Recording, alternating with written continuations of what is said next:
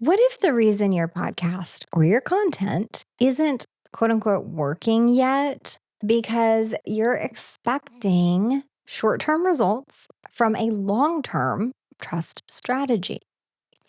My guest today is Regina McCann Hess, CFP, CDFA, and founder of Forge Wealth Management and host of the Women in Wealth podcast.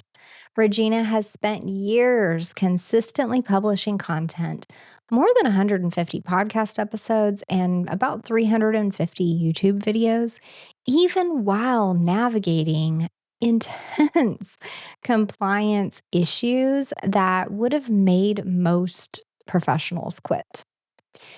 In this episode, we talk about what it really looks like to commit to media as a long term authority play, why ROI is often impossible to track directly, although we could try, and how trust compounds quietly over time through consistency, visibility, and patience. If you've been questioning whether your content efforts are worth it yet, this conversation will give you a little bit of encouragement and help reset your expectations so that you can keep going for the long term. Welcome to Podcasting for Financial Professionals.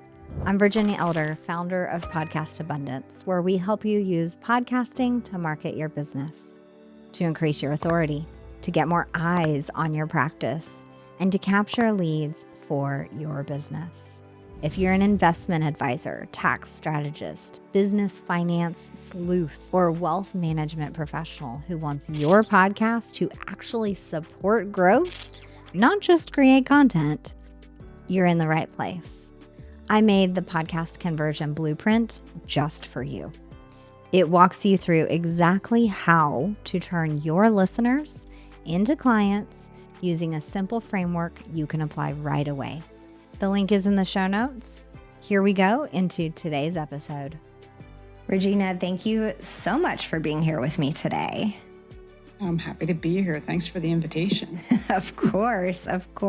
If you will give us an idea of what your business looks like today. Yeah. So my business, I have about a little over 100 million in under assets. I am very financial planning based too. So I have clients that don't have assets with me yet, but that's a work in progress. I have 2 full-time employees. I also have a virtual marketing person that helps me. So she's part-time. And then those are my official employees. I have a summer intern coming, all those little hits here and there. But yeah, those are my employees at the present time. Yeah, awesome. Okay. And so, of course, we already heard about, you have your book, you have a podcast. I see you myself in LinkedIn and my feed all the time. So I love seeing a woman who's active in the media space and the financial planning space. So give us the rewinded quick version of, you start a financial planning firm, then you decide, okay, I need to do some long-term marketing, and you decide on the podcast. What kind of came first, second, last? Maybe what are you even working on now? Oof, yeah. All right. So I think what came first are pre-podcasts. We did videos.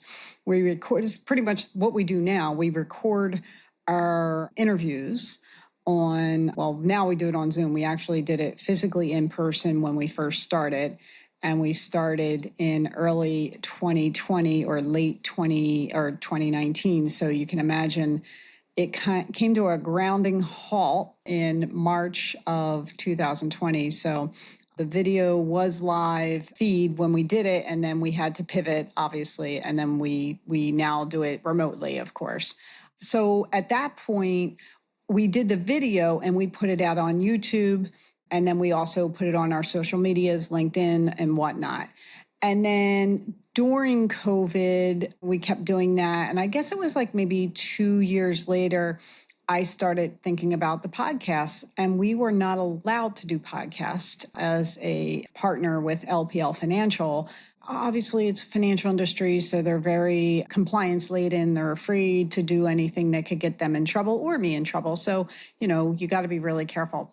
Well, I made it my mission to change their minds. I am not kidding you. It took me 2 years to get them to change their mind. So all LPL employees who are financial advisors who are now doing podcasts, you're welcome. Yes. You're welcome. But literally I had to pound them and pound them and pound them. And I'm like, I went up all sorts of trees to the right person and down the other side of the tree to a different person. And I was like, this is ridiculous. There's absolutely no reason why we can't do them. They're not live. They're recorded. We put them through compliance. We're already doing it. All we need to do to make it a podcast is to pull the audio and throw it over to a podcast. It's the same thing.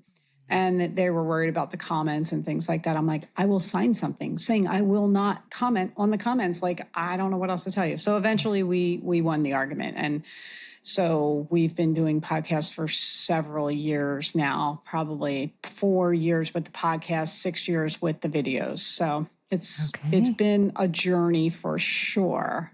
I didn't know that you were the one that pursued this. And I'm sure there were a couple other people hounding them because they're not going to listen to just one person. But like, I was relentless. I was like a dog with a bone. That is awesome. So just, y'all listening, if you're with LPL now, like you have the green light. Props.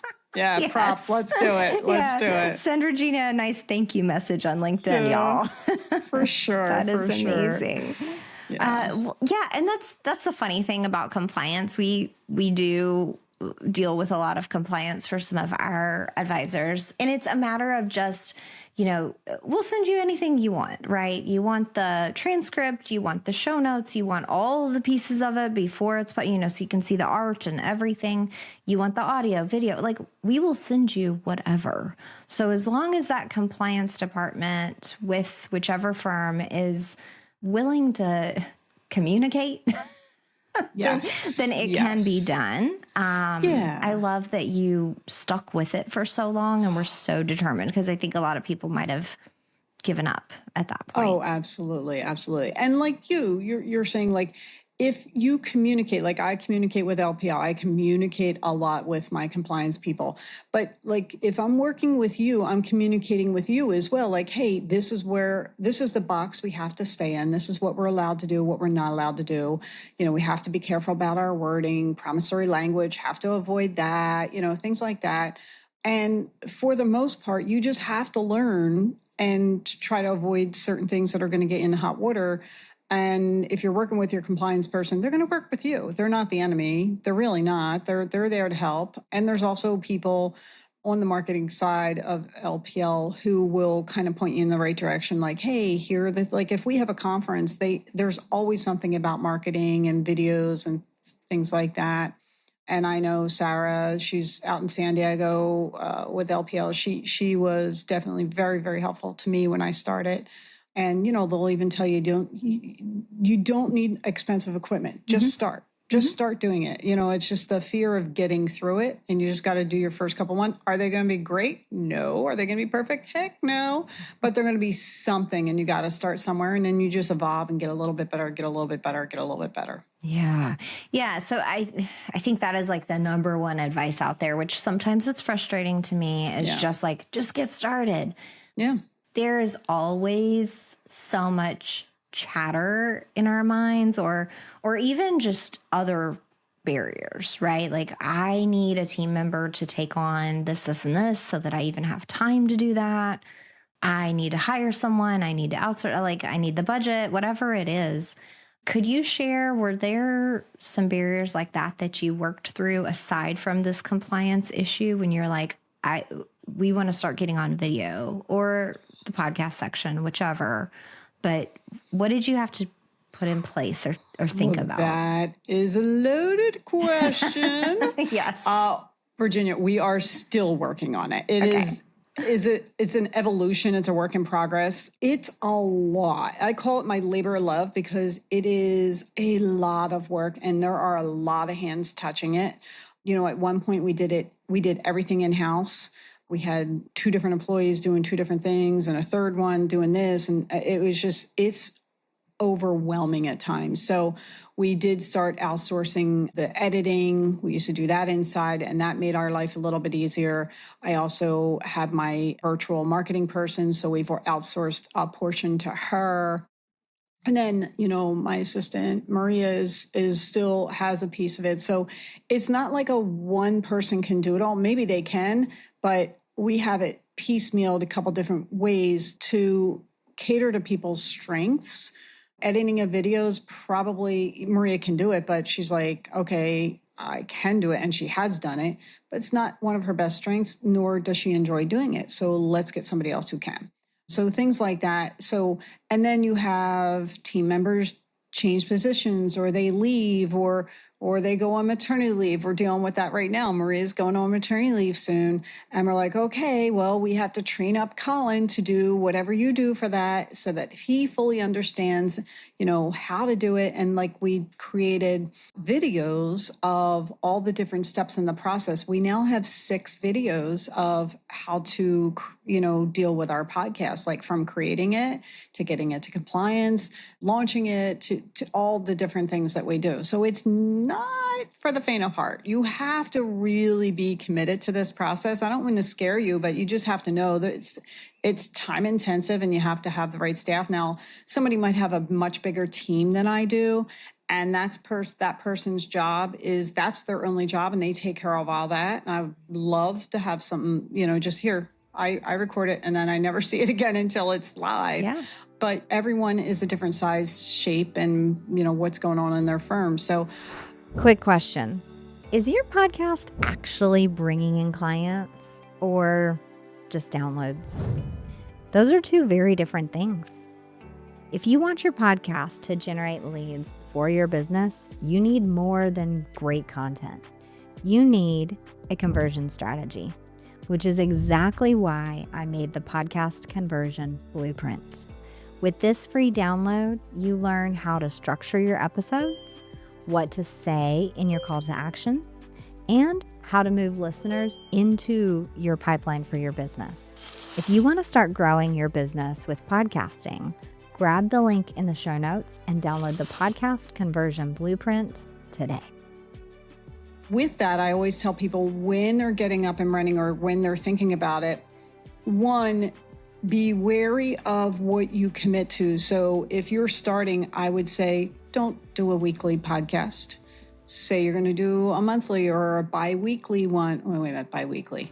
Every other week. Yes.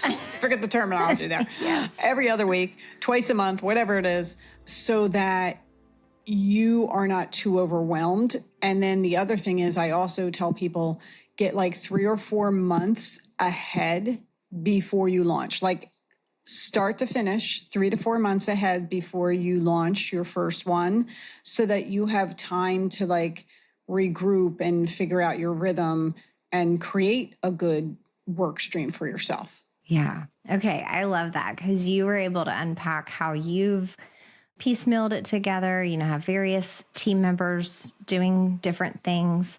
And then that's, of course, where I've created this business, is trying to be that, one-stop solution to where someone doesn't have to piecemeal it, but you also don't have to worry about, like you said, you get to record it and then you don't see it again until it's going published. Live. And we just send you a message. And there's a lot to be said for that, Virginia, because I am good at what I do. I'm really good at helping people with financial planning, with their investing, and holding their hand and helping them through divorce. I'm not great at technology. I'm not great at editing. I couldn't edit a video if I tried. I really couldn't. Why should I be doing that? That's not my area of expertise. We should be delegating that to somebody like you.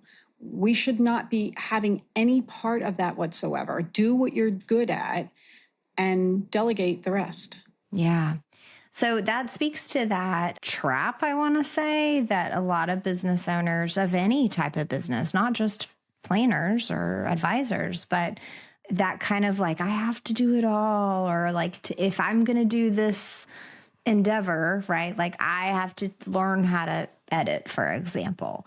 And that is just, an absolute waste of talent for certain Yes. people, right? Yes. And if you think Yes. about it, like literally editing that video does not make you money. Sitting with a client makes you money. That's where you should be hanging out and then, really focused on what can I outsource or hire a team member or hire a VA or, your unique solution, whatever that looks like. So I love that you were able to help unpack that thought process. Yeah, yeah. And again, just because you can do it doesn't mean you should.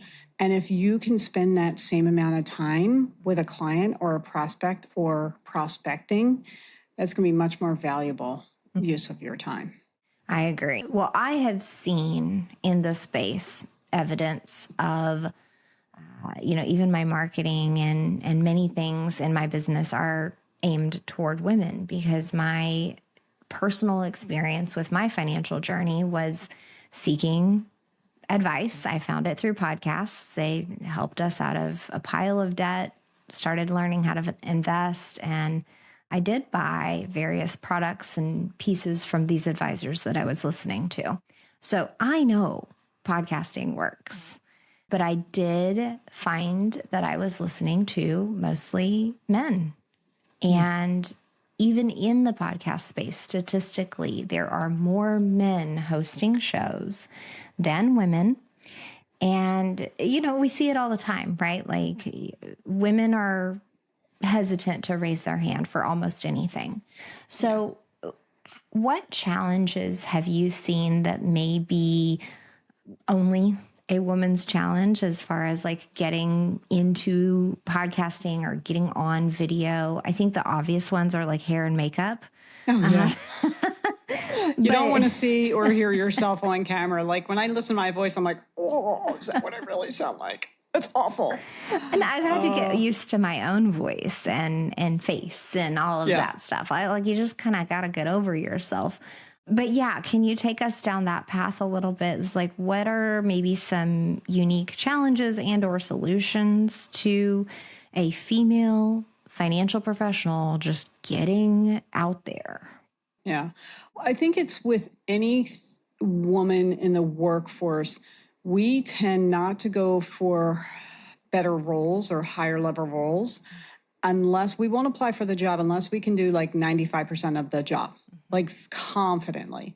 Or is if, and I might get this statistic wrong, but whereas if a guy feels like he can do 20% of it, he's like throwing his hat in the ring. He's like, oh, I can do that. Yeah. I'll figure it out.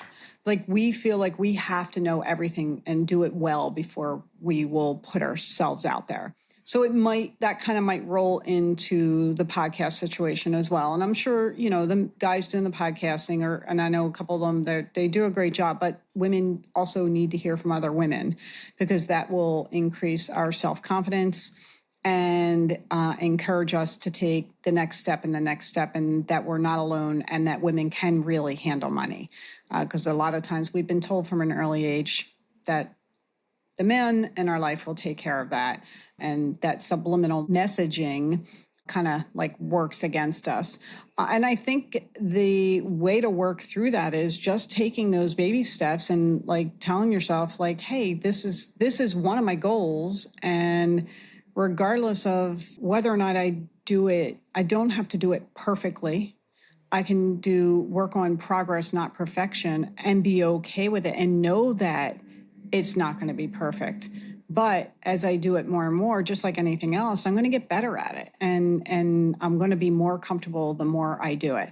I think the hardest thing for me, like I said, like seeing myself on camera, the hair, the makeup, and I'm not good at makeup and I'm not good, like I'm not a girly girl, like at all. And like, I really need Granimals for adults. I don't know if anybody gets that. It's like when we were growing up, there were these, like, you would go to Carter's or some of the stores and they would have the outfits all together. And like, so you didn't have to think about what to wear. It's like, oh, here you go. Here's your whole outfit. Yeah. So like, I need that. I am not good at fashion or anything like that. So that was a big, like, I had to get over that.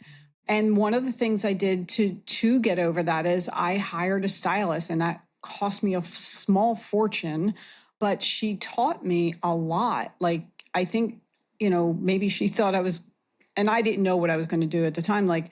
And actually I thought, well, every like twice a year for the big seasons, maybe I'll go back. But it was so expensive. I was like, I don't know if I can afford that. But she also was great, one, at picking clothes, and two, at showing me the types of things that work for me, what to look for, especially when you're doing, if you're on TV versus a video here, it's a little bit different. What types of clothes to wear, what things to avoid, things like that were very, very helpful. Yeah. So whatever the insecurity is, find the resource to help whatever that is. Because someone might need, and I don't even know if people realize that this stuff is out there, but like you said, the stylist. I know a stylist that specifically works with female financial planners. So she would have been like the perfect, introduction at that time for you. Dang it. No, it's okay. But my stylist was fabulous. She did a great job. Good. And I would highly recommend her. Good. Okay. So now every woman listening is going to message you for your recommendation. Okay. She'll appreciate it. Believe me. She did a good job. Yeah. But there are, voice coaches, voice acting coaches, if you feel like you don't project, or you're stumbling over your voice, your words, which clearly I do. So, but that's not a barrier. And then there's even on camera, like presence coaching, right? How to, sit and, how to feel confident on camera and how to get comfortable with the way you fit in the frame. There's so many resources out there. So I think that's really good advice. Like whatever the thing is that's like holding you back, there is a resource out there, a coach, a guide, a course you can buy, something. So yeah, absolutely. Thank absolutely. you for that.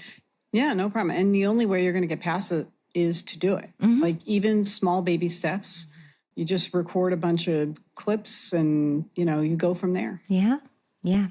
What about in all the time that you've had, either getting on camera or actually with the podcast, what about any challenges you've felt with like topics or strategy? How am I attracting people into my business with the language I'm using, anything like that, where you figured out you were doing it wrong, or like, what did you change? Or did you sit down and like map out 50 topics, or just give us the behind the scenes of, how did that work for you? Well, that is actually one of my biggest challenges are the topics. So my podcast is weekly, and 1 week I'll interview another professional female. And that's my way to give back, because I think a lot of us don't like pat ourselves on the back and talk about ourselves because it's kind of frowned upon. So if you're on a podcast and somebody's asking you about it, it's okay. It's okay to talk about yourself, right? So we do that. And then the opposite week is educational. So the educational could be about Medicare, it could be about Social Security, it could be about the recession, inflation, whatever it is. So those are the harder ones. The interviews are easy. It's like two girlfriends having a conversation without the glass of wine. And I always think eventually we're going to have to add the glass of wine. Yes. So those are the easy ones, because it's like when you're recording a podcast and you're chatting with somebody, you work off of each other's energy. So it's a lot easier.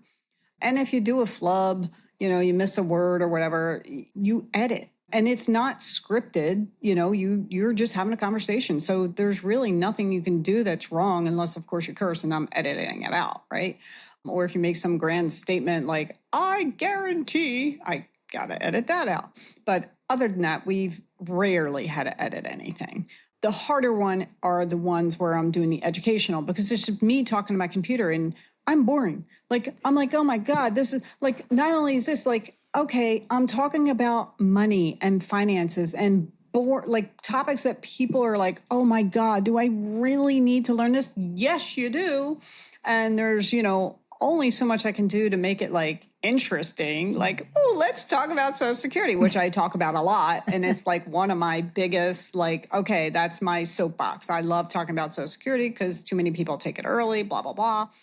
So that's a topic. And so what I do is I peruse, like Sarah, again, from LPL, she'll put out a marketing content calendar and just talk about like, oh, in April or May, it's financial literacy month for, this group or that group, or, so she'll do things like that. And I'll try to match up. And April was Social Security month. So I did 2 articles or videos on Social Security. Then I'm looking at different topics that come out for clients. And then the other thing, and this is something I hear a lot, when your clients ask you questions, you write the questions down. And if you have a couple people asking you a similar question, you do a podcast on it. Yes. So, and like, if you look back over my 6 years, you're going to see multiple times that I've talked about Social Security. But guess what? People still ask me questions about it. So I still do the videos and I just refresh the content. And they're like, okay, that's okay. If they stop asking you about about that topic, then that's when you stop repeating that topic. But a couple times a year, I'll talk about something that I talked about last year, just because people keep asking me the question. Yeah. And I find that challenging too, because I've talked about podcast SEO on a million episodes, it feels like, and I'm kind of tired of it, but same deal. The online space changes. Social Security sometimes has some rules that, might adjust. Different folks in power make different decisions. So stuff is always changing. And a lot of times if a listener is searching for a topic, which they do. Mm-hmm. Absolutely. And they see an episode from last year, the thought there is, oh, wait, but is that outdated information? People are always looking for like the current year episode on that topic. So it doesn't matter if you're tired of talking about it. Yeah. It only matters if they don't want to hear it anymore. Right. And if you're doing weekly, that's 52 weeks minus, 3 or 4, because we'll skip Thanksgiving, Christmas, and July 4th week, and we'll just say one other week for whatever reason. So now you're down to 48 topics, divide that in half. But it's a lot to have to think about. Yeah. But you just do it, and somebody's going to be interested in it. It may not hit everybody, but when somebody's looking for something, they can search it that way, and it'll pop up. Yeah. Well, and you mentioned about feeling boring, whether you think that your delivery is boring or whether the topic itself is boring. But I'd venture to say that if I am looking for a specific financial topic, it's because I'm facing some type of challenge, whether it is me helping, parents-in-law with a financial issue, or whether it's my personal, whatever it is, like I am desperate for this answer. So it doesn't matter if it's a boring topic, because I think that's like a very common concern. Like, nobody wants to hear about all this financial stuff. Well, actually, when we're facing a decision, we really do want to hear about it, right? So I think that's a challenge that gets in people's heads as well. Yeah. And, people will refer me all the time, and they're like, oh, has so-and-so called you yet? And it's a couple months later. I'm like, no, but you know what? They're not going to call me until they really need me. When they finally hit the wall on whatever topic they need help with, that's when they're going to pick up on the phone and call. It might be 3 months from now. It might be a year from now. I had a client who I met her. I was speaking. This is years ago. She's been a client for 20 years at this point. So I did an event where I was a public speaker at some kind of event, and she came up to me. We had a really good conversation. She just wasn't ready. And she called me like literally 2.5 years later. And she's like, oh, I'm so-and-so. I don't know if you remember me. And I'm like, oh, I actually do remember you. And we started talking, and she's like, wow, I can't believe you remember. I'm like, it was a fun conversation. Yeah. And she's like, well, I need you. Okay. And so, 2 years later, but that's okay. She's been my client for 20 years. She's a lovely lady. Yeah. And it works the same way for me as well. Like I'll meet someone and, it might be years later when they are either ready to launch their show or something happened with their current team, or for whatever reason, they're looking to transition something. It's typically that, like you said, same thing with finances, right? Like either there's a new challenge, there's some kind of life transition happening, something happened in their family, their work, they're retiring, they're wanting to, something changed. So I would like to hear a bit about some of your more recent endeavors. I know you wrote Superwoman Wealth, And I also know that a lot of folks who haven't hosted their own show, have their own YouTube channel, they haven't written their own book yet. They're kind of looking at all these pieces going, oh my God, how did you do all this? So if you'll kind of walk us through, what has the past few years looked like for you? Well, the book project, that was a long project. I started that during COVID because I figured, well, we're in COVID, can't go anywhere. I have no excuse now not to do this book that I've thought about for years. But the book took a very long time. I mean, I wrote it and I had the manuscript and we were ready to launch. So that was like a 2-year process. And then when I was ready to launch, the company I was working with to launch it, unbeknownst to me, was sold to somebody else. And then they raped and pillaged the company and bankrupted it. And my project was like laying there on life support. And I had to, thankfully, the way I did, I owned the project, I owned the book, I owned everything. So I was able to transport it, lift it out and go to another firm. But then it was another 1.5 to 2 years to get it to the final stage. So like I tell people I was like pregnant for 4 years with this darn book. It was like forever. And it cost me a fortune because I had to start over. But it was something that I had thought about doing for the longest time. And then I figured COVID gave me the excuse of not having an excuse anymore because we were locked in our houses. And the reason I wanted to do it is because I think we need basic education about money in our country. We just don't have it. We don't have it in grade school. We don't have it in high school. We don't have it in college, unless, of course, you're going for a financial degree. And there's too many people making basic mistakes because they're just not given good information. And that has to change. So I targeted my book towards women because I feel like we're also we give up that job to our partners or spouses. It's just natural because, we're doing other things and they're doing other things and we just hand off the finances. And that would be fine by itself, but we're also cutting ourselves off from that information. We're not saying, okay, well, one of the things that came out of that book is like, let's have kitchen table conversations. Like once a quarter, let's talk. If you're going to take care of the finances, that's fine. But once a quarter, let's sit down and talk.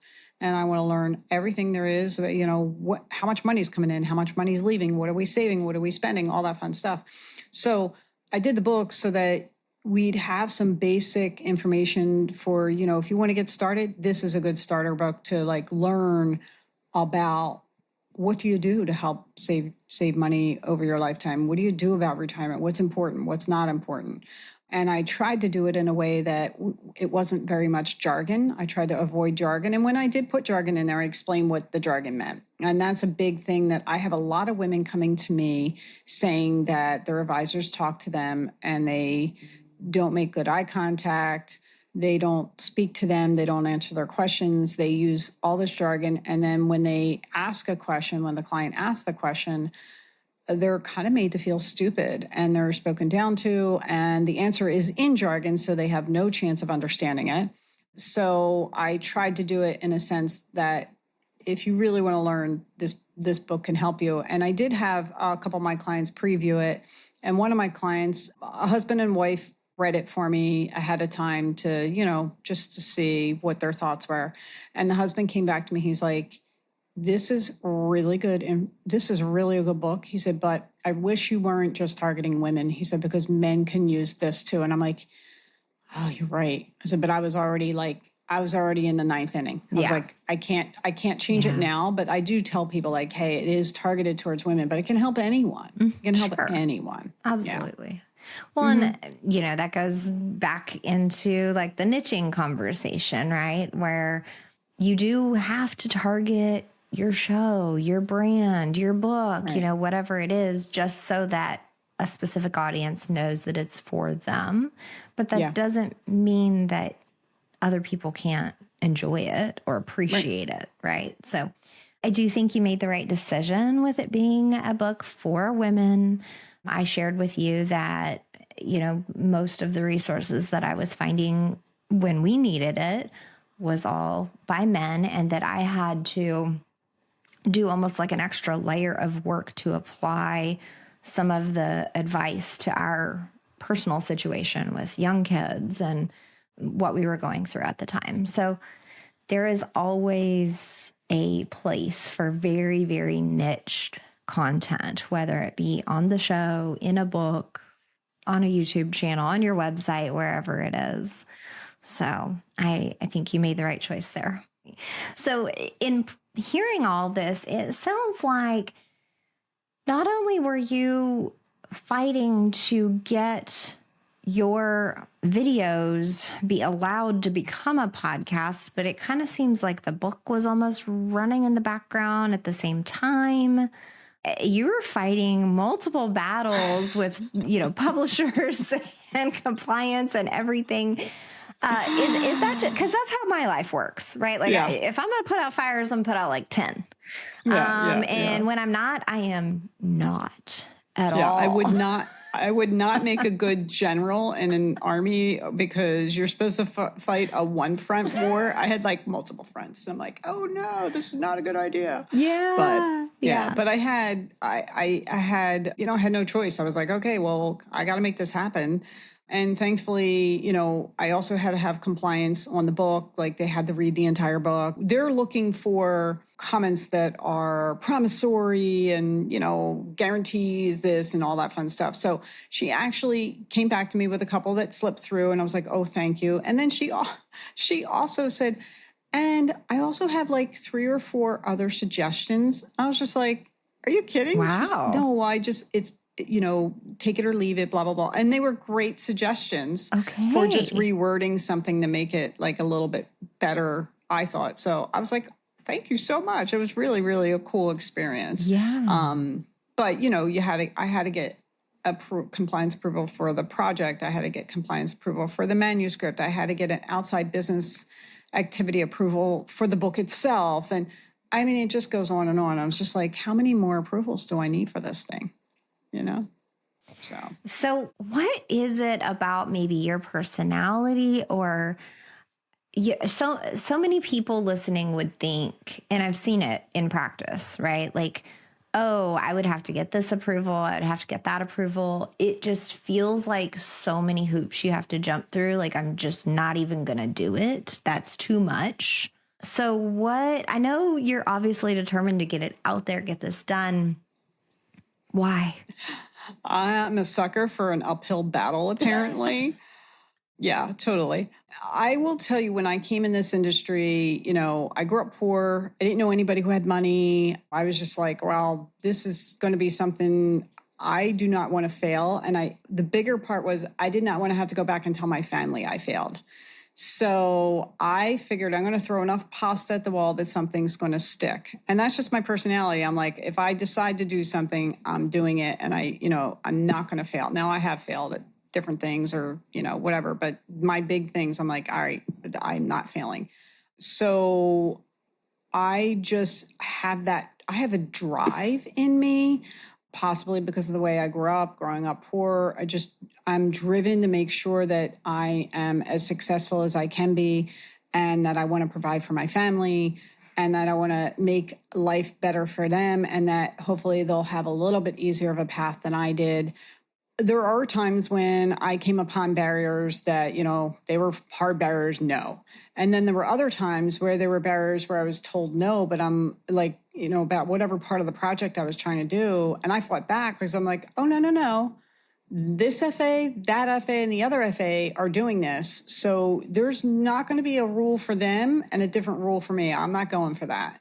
So I pushed back. I fought back. I mean, obviously respectfully, but I was like, I'm not taking no for an answer if there's other people out there doing this. Mm-hmm. So then they had to like find out the differences and we had to find a way that we could do it, or that person just didn't know the full rules and things like that. One of the things with the podcast, getting the podcast approved, my biggest argument with them is, oh, LPL has a podcast.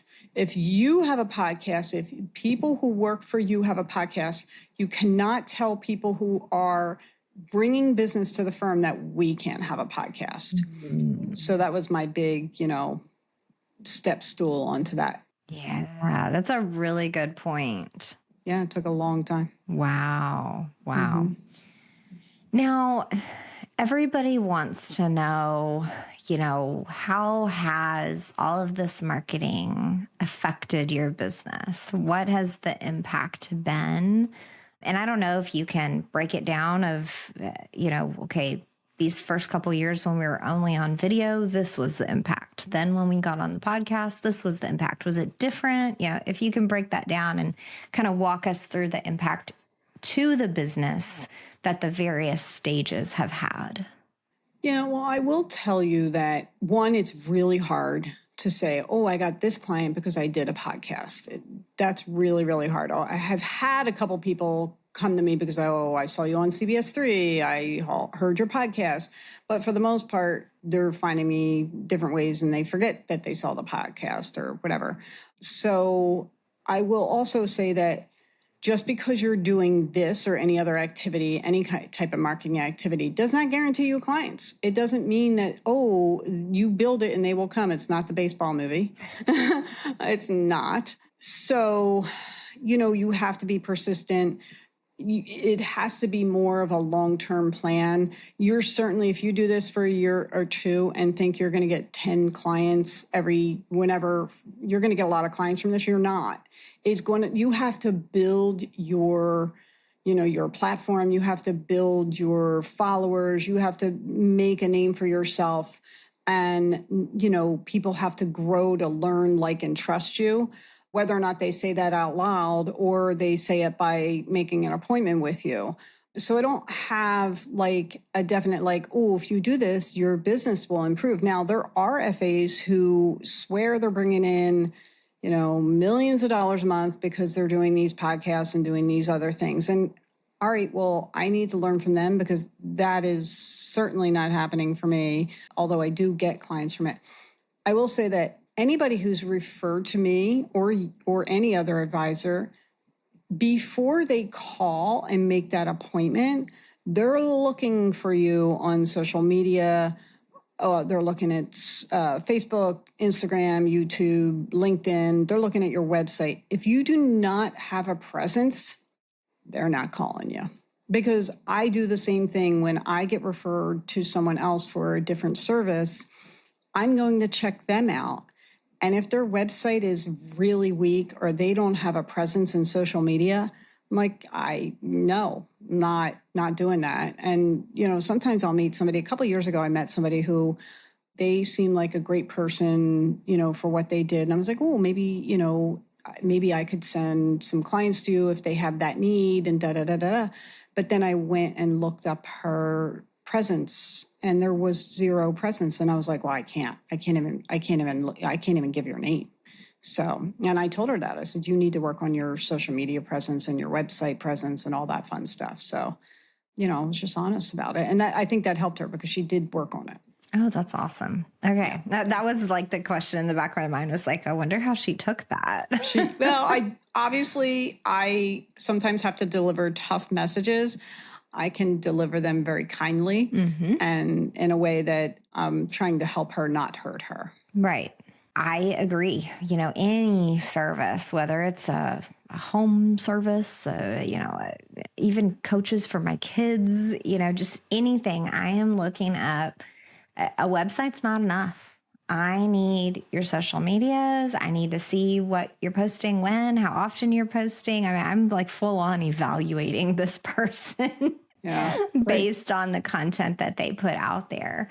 I'm checking out a YouTube channel, whatever I can find online. And if I can't find enough, I'm with you. I think maybe this is not the right person for us. Right. It's this weird level of like social proof equals legitimacy type equation that didn't exist maybe 20, 30 years ago, but it is a very fully in force at this point. Yeah. Yeah. Even 10 years ago, I don't think it was fully enforced, but it is becoming more and more important for anyone in business to have a social presence. And in my personal life, I'm just like, oh, look at the kids, the kids graduated this, that, they're so cute. But I'm hardly ever, maybe 2 or 3 times a year, 4 times a year, I'm posting like something myself for my personal stuff. But for business, we're very active, extremely active. Yeah, I agree. Same. Sometimes I'm like, oh, I forgot to post, Yeah, I did too. I'm like, oh, I forgot to this post their award that my birthday. kid got. Yeah. Oops. Yeah. But the business posts, I mean, they are just scheduled and I work on them once a month and they happen, but it's hard to, I don't know, step back and go, okay, the kids got this award and we're doing this thing. But then there's also that piece of I'm hesitant to share too much personal information. Yes. Yeah. Yes. So there's that.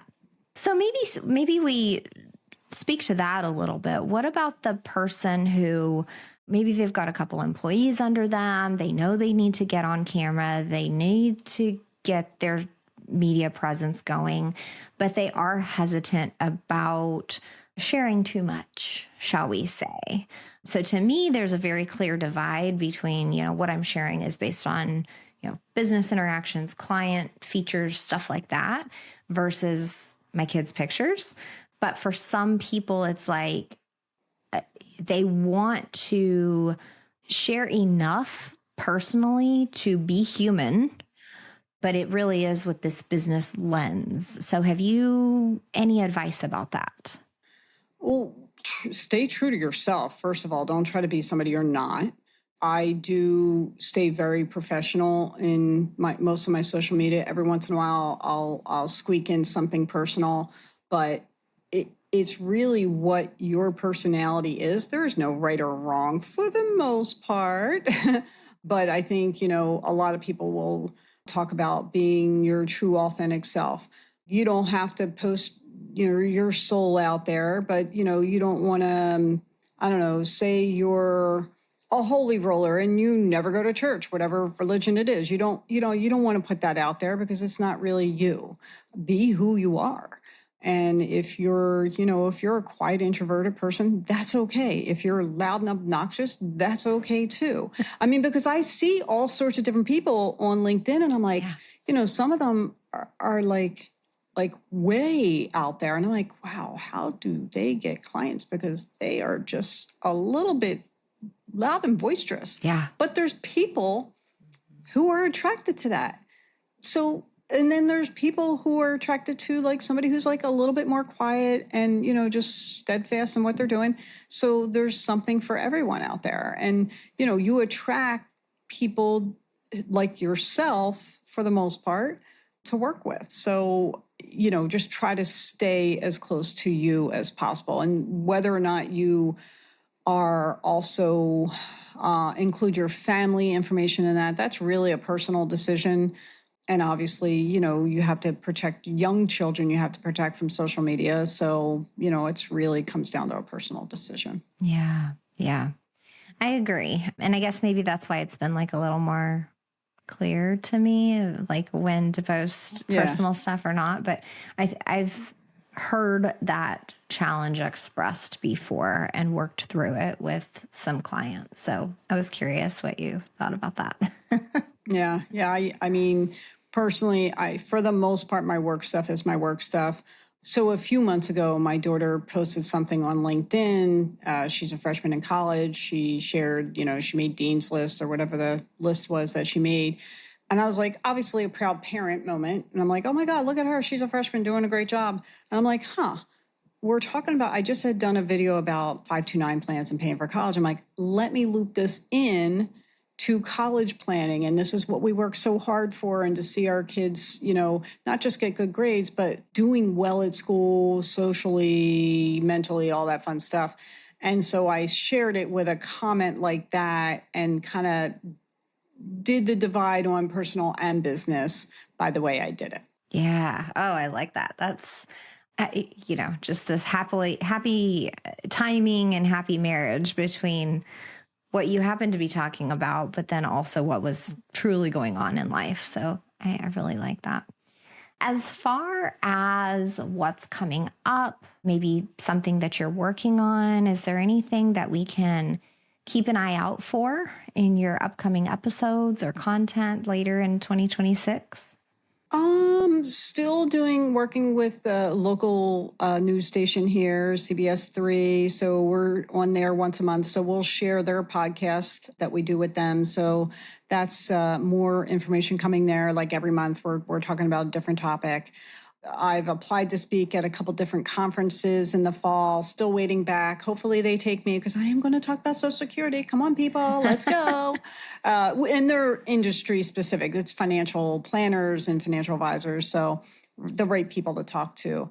And, just things like that. Not writing any more books right now, still continuing with my regular podcast every week and different guests and different educational topics every week. Yeah. Awesome. And before you go, I know we can find you at Forge Wealth. Is there anywhere else we should look where you're like most active? Yeah. Well, I'm LinkedIn, Regina McCann Hess, and then Facebook, Instagram, and YouTube, it's Forge Wealth. Okay. Yeah, you're a little bit of everywhere. So, which is what we talked about, right? Like that's kind of perfect so that someone can look you up and almost stumble upon your profile on any platform. I love that. Yeah. If you can't find me on social media or Forge Wealth, apparently, if you can't find Forge Wealth, I'm doing something wrong because we are active. Good. Well, I think kind of a little sneaky takeaway there is that folks can go look at your profiles and, you can see the dates of when things are posted, and you can, even listen to some episodes and really learn from what you're doing. And I think that is a really great way to, get into the space, to learn from someone who's experienced. Podcast hosts do that all the time. Even in the podcast production space, we listen to each other's shows about, analytics or whatever dorky thing that we're into. So I think it could be practiced in any niche, any profession. So yeah, it can. Check out Regina's platforms. Thank you. Thank you for being here today. I appreciate you having me. Thanks so much for listening to Podcasting for Financial Professionals. If you want your show to do more than just educate, if you want it to generate leads and bring in clients consistently for the long haul, make sure you're using the Podcast Conversion Blueprint. This free download helps you structure your podcast to attract new listeners, refine your messaging to nurture them, and capture those listeners when they're ready as your next best clients. And of course, practicing what I preach when you sign up for your free download of the Podcast Conversion Blueprint, you're going to land on my email list. Hit reply to any newsletter because I'd love to learn about your show or about your ideas for a show. I'll point you toward your next best step, whether that be light support like an audit of your show or becoming a member of the Academy, or maybe you need full service strategy and accountability like what I do inside the Podcast Conversion Lab. Thanks again for listening to Podcasting for Financial Professionals. If you enjoyed today's episode, stick around for the next few episodes because each one incrementally helps you improve your podcast.